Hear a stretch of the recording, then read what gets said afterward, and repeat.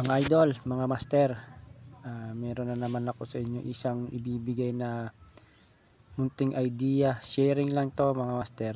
Sharing my idea, my experience. Meron dito akong gagawin na isang amplifier. Ano daw to? Nawala bigla ang sounds. Nawala siya pero yung fuse niya hindi pumutok. May power pa rin siya sa kanyang mainboard.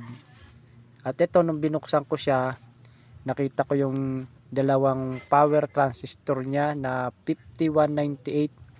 Sunog siya at open na rin siya nung aking tinester. Meron na rin siya mga repair. Yung nasunog na transistor ay bagong palit rin yata nila yan kasi bago eh. At yun lang naman ang nakita kong sunog. Pero pinagtataka ko, hindi siya pumutok ang fuse.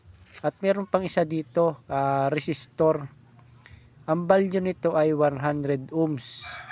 Para malaman mo kung anong value niya, kasi sunog na siya, hindi mo na siya makikita yung color code niya. Tingnan mo na lang doon sa may kabilang channel niya para malaman mo kung ano yung exact value. At ang value niya ay 100 ohms. Kaya ito mga master, tatanggalin ko na yung sirang power transistor para makasigurado tayo na yun lang talaga ang sira niya. Kasi sa nakikita ko, mas madali ko siya nakita kasi sira na siya sunog na. Ngayon pag natanggal natin yan mga master, check din natin lahat ng natitirang transistor kung okay or hindi na siya okay. Ito mga master, tinanggal ko na. At ito naman, meron na rin akong pamalit. Hindi nga lang siya brand new. Galing din ito sa isang original na concert amplifier. Ang kagandahan kasi sa ganito, sa mga galing sa mga original na amplifier, mas matibay siya kaysa doon sa nabibili ng mga class A, class B.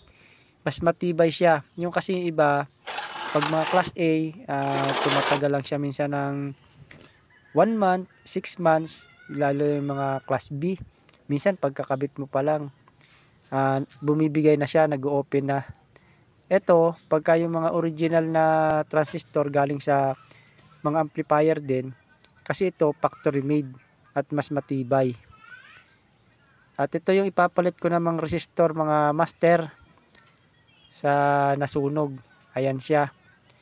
Wala akong makitang 100 ohms kaya nag-replace na lang ako ng 150 ohms. Pwede naman yun, wala naman magbabago sa kanya kasi bias lang naman yun. Kaya yun ang ikinabit ko sa kanya. Ngayon, magsa-sound check tayo. Testing natin kung okay na yung para left and right channel niya. Ito, wala akong box yung aking speaker. Ito lang pan testing ko. Kasi testing lang naman eh. Tsaka wala rin akong player. Ang gagamitin lang natin, testing natin siya kung meron ng audio yung inayos natin na channel. Ayan, test natin. Ang gagawin kong pag-test dito mga master, hahawak-hawakan lang natin yung input niya. Ayan, power muna natin. Pakiramdaman natin kung may puputok na fuse. Kung wala naman, at nag-click yung relay, okay na yon. Ayun, meron siyang audio. Kapag hinahawakan dito sa may input niya, okay na siya. Ngayon, maya-maya test natin to sa player. Kasi wala akong player, hanap muna ako ng pan-testing. At ayan naman siya, okay naman, gumana naman siya. Ibig sabihin mga master, yun lang talaga yung nasira sa kanya, nasunog. Pero ang kaibahan niya, dapat kung nasunog siya, dapat pumutok yung fuse niya. Ang 5198, ang supply niyan ay positive.